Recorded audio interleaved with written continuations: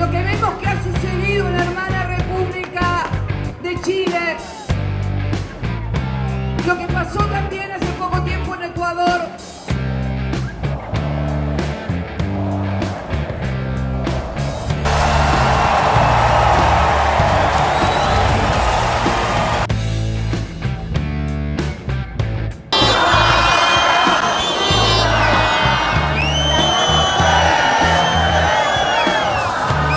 Queridos companheiros, queridas companheiras, vocês não têm dimensão do que significa o dia de hoje para mim. Lá em cima há um helicóptero, Rede Globo de televisão.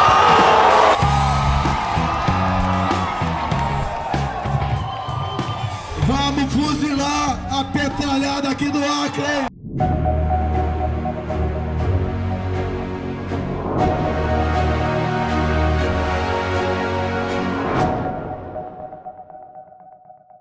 Nos anos 2000, o mundo democrático viu muitos avanços e alcançou talvez o momento com o maior número de países desfrutando de liberdade política e democracia. Agora, ao fim dos anos 2010, nós vemos muitos questionamentos sobre a eficiência e a legitimidade das democracias liberais em todo o mundo. Quais são as causas desse fenômeno e como devemos lidar com ele? Esse é o assunto do nosso Livres Notícias especial de hoje. Essa semana nós estamos fazendo uma série de programas analisando o cenário e as mudanças, as transformações ocorridas no mundo nos últimos 10 anos. Afinal de contas, vamos receber a década de 2020 e para conversar sobre isso, eu, Mano Ferreira, diretor de comunicação do Livres, estou acompanhado de Magno Cal, nosso diretor de políticas públicas. Olá, Mano. Olá, pessoal. E de Paulo Gontijo, nosso diretor executivo. E aí, gente, tudo bem? Antes de mais nada, como eu disse, nesse final dos anos 2010, a gente tem visto muitos questionamentos sobre a legitimidade e a eficiência da democracia liberal em vários países do mundo. Então eu acho que, antes de mais nada, é importante perguntar o que é a democracia liberal e qual a importância dela no Brasil e no mundo. Eu vou deixar para o cientista político começar. Bom, de maneira clássica, o sistema democrático é aquele que deixa ou permite aos cidadãos que participem do processo decisório da polis, que dilui o poder decisório que cabe ao Estado entre ao maior número de instituições possível e que dá aos cidadãos as possibilidades de discutir os problemas da polis e fazer as escolhas livremente, daqueles que vão representá-los e daqueles que vão, ao final das contas, tomar as decisões. Por que ele é importante? Bem, por inúmeras razões. Pegando a história, havia, de maneira clássica, dois centros muito fortes de poder, seja o rei, a monarquia ou o clero, e a população necessitava de proteção. E aí, nos clássicos, dependendo de cada período histórico, você vai ter um autor que está pensando na proteção da população da força da monarquia, o outro está pensando na proteção da população da coletividade em relação ao clero, e era essas duas forças que se opunham à vontade popular, né, que subjugavam a população. A importância da democracia liberal é que você dá à maioria a força de ter em suas mãos e ter em suas próprias inclinações as mudanças de opinião, as diferentes escolhas e, claro, dentro de um modelo, e a gente foi evoluindo vagarosamente, e o modelo democrático liberal é o que melhor garante isso, a proteção das minorias. A gente entender que é um governo da maioria, é um governo legitimado pela maioria, mas que não necessariamente usaria essa força de maioria contra a minoria, contra aqueles que perderam durante o processo democrático. E essa é a grande contribuição as duas grandes contribuições da democracia para os nossos tempos. Você dá às pessoas possibilidade de participar na tomada de decisões, dando legitimidade àqueles que tomam decisões e a proteção àqueles que naquele processo saem derrotados. Os grandes perigos, aliás, da gente ver a erosão e talvez um primeiro reflexo de quando a democracia liberal começa a ser erodida é o enfraquecimento da proteção às minorias. Você começa a ter o governo da maioria sendo utilizado e a força do Estado comandado pela maioria ou legitimado pela maioria usado para oprimir as minorias. Muito bom. Para dar contornos objetivos à nossa conversa, eu vou trazer alguns apontamentos do relatório da Freedom House, que analisa a qualidade da democracia ao redor do mundo. E um dos principais pontos de reflexão é que desde 2005 nós estamos há 13 anos consecutivos com pioras nos indicadores de democracia e do grau de liberdade política ao redor do mundo. Nesse período, os índices que medem esse aspecto pioraram em todos os continentes do mundo. A única região onde não houve piora foi na Ásia, na parcela da Ásia que está ali no Oceano Pacífico, né? As ilhas ali. No relatório fica muito claro que o mundo viveu, no período imediatamente anterior a esse de declínio, um importante movimento de ampliação da democracia que veio a partir do fim da Guerra Fria. Então, entre 88 e 2005, os índices melhoraram ano a ano. E a partir de 2005 até agora, estão caindo. O relatório da Freedom House faz uma classificação entre 3 formas de agrupar os países. São basicamente países livres, parcialmente livres ou não livres. Entre os maiores retrocessos estiveram a Sérvia, que foi rebaixada do grupo de países livres para parcialmente livre, além de Nicarágua e Uganda, que saíram de países parcialmente livres para não livres. Por outro lado, o Zimbábue melhorou um pouco, saiu do grupo de não livres para de parcialmente livres, mas também chama a atenção o drama de países que viram piorar muito seus dados, como nossa vizinha Venezuela, e a piora na mais importante de todas as democracias, que não deixa ainda de ser um país livre, mas que vem piorando acentuadamente os seus índices democráticos, que é os Estados Unidos. Ou seja, diferente de outros momentos, os maiores riscos à democracia hoje não são os golpes militares tradicionais que houve tanto no século XX aqui na América Latina, por exemplo, mas a degradação gradual das instituições, que foi inclusive o processo que aconteceu na nossa vizinha Venezuela. Na avaliação de vocês, quais os principais fatores de causa desse desgaste da democracia? Por que nossas instituições estão se degradando no mundo? Eu acho que tem um traço comum a todos esses países, e a gente não falou da Hungria, por exemplo, que é a relação de governos e imprensa. Lá na Venezuela, ano após ano, você tinha uma tentativa do Chávez e depois do Maduro de fechar veículo, não renovar a concessão de televisão, cooptar determinados veículos. Fazer pressão econômica. O governo Kirchner na Argentina já tinha taxado o papel jornal para atacar o Clarim. Existe... E um dos indicadores de piora dos Estados Unidos mais acentuados é a relação do governo federal com a imprensa. O fato do governo atacar a imprensa o tempo todo é uma forma de degradação das instituições democráticas. Isso está acontecendo no Brasil, isso está acontecendo nos Estados Unidos, isso está acontecendo em vários países da Europa. A China, enfim, não dá para dizer que a China teve imprensa livre em algum momento, mas está tentando inclusive atacar os enclaves mais livres, como Hong Kong, por exemplo. Então, tem um ponto fundamental para mim desse populismo redux, né, da última década, que é a adaptação desse populismo aos meios de comunicação atuais.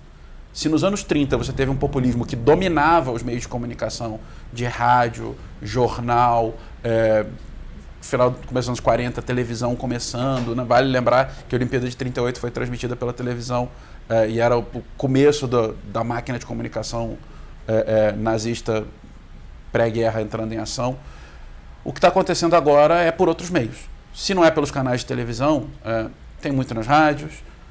Se não é pelos jornais impressos que eles batem o tempo todo, é pelo grupo de WhatsApp, é pelo Cambridge Analytica que você teve nos Estados Unidos. O populismo do século XXI, ele aprendeu que a comunicação desinstitucionalizada é mais fácil de dominar. E aí o tiozão do Zap tem um papel fundamental, o teu primo que não lê fonte, que não presta atenção em nada, tem um papel fundamental, porque cada um virou um propulsor dessas mensagens. E elas ganham uma escala gigantesca, porque tem máquinas poderosíssimas que você não vê. Não tem transparência, não tem controle social sobre isso. A sociedade não discute, não sabe como discutir o impacto dos grupos de WhatsApp bolsonaristas ou dos anúncios trumpistas ou das redes paralelas do Orbán. Essa desinstitucionalização da imprensa chapa branca é uma baita de uma ameaça para a democracia. Magno, no programa de ontem a gente falou bastante sobre as transformações que o avanço da tecnologia tem causado nas dinâmicas de trabalho. E uma delas é que com a maior facilidade de transporte e locomoção no mundo, a gente vê um deslocamento de indústrias, né, que antes atuavam em países desenvolvidos, como os Estados Unidos, e passam a migrar para países com a mão de obra mais barata, como China, Índia. E isso é um dos fatores que tem sido muito explorado por governos populistas para, enfim, fazer o seu discurso regressivo, né, saudoso de um passado onde as pessoas tinham acesso a esses empregos. Como você acha que a gente pode lidar com isso? Em primeiro lugar, a gente tem que parar de gastar, a gente como sociedade, parar de gastar tempo e dinheiro prometendo fazer o tempo parar. Parar de prometer que a gente vai conseguir fazer o relógio voltar e que esses empregos vão voltar à Europa, vão voltar aos Estados Unidos. Não vão voltar. Não vão voltar por uma questão econômica simples. Eles aumentam os custos de produção e no mercado absolutamente competitivo, aumentar os custos de produção pode significar o fim da sua competitividade, a impossibilidade de que você venda seu produto para o seu consumidor. As soluções aí passam por alguns grupos diferentes de políticas. Olha, em primeiro lugar, um amadurecimento político, e eu acho que isso não vem instantaneamente, não vem em uma década. Eu acho que a gente ainda vai ter que lidar com esse tema por mais algum tempo, mas para aqueles que estão se sentindo deixados para trás, a sociedade tem que entender que precisarão ser requalificados, que eles precisarão ter acesso a novas ocupações e que a gente é uma geração de transição. Hoje, quem tem 30 e poucos anos vê os seus pais que tiveram uma vida absolutamente diferente da que a gente tem, né? Seus pais cresceram provavelmente na mesma cidade, estudaram na mesma cidade, trabalharam na mesma cidade, tiveram 2, 3 empregos na vida e se aposentam, né, no meio dos 60. A realidade para a gente é absolutamente diferente, né? A gente provavelmente não mora na cidade onde cresceu, teve provavelmente durante os 20 anos muito mais empregos que os nossos pais tiveram durante a vida e talvez muito mais ocupações do que os nossos pais tiveram na vida. E encarar a realidade não quer dizer que a gente ache que essa realidade é o melhor dos mundos possíveis. De novo, né, como a gente falava no programa de ontem. Não quer dizer que esse seja o melhor mundo ou o mundo dos sonhos de ninguém. Mas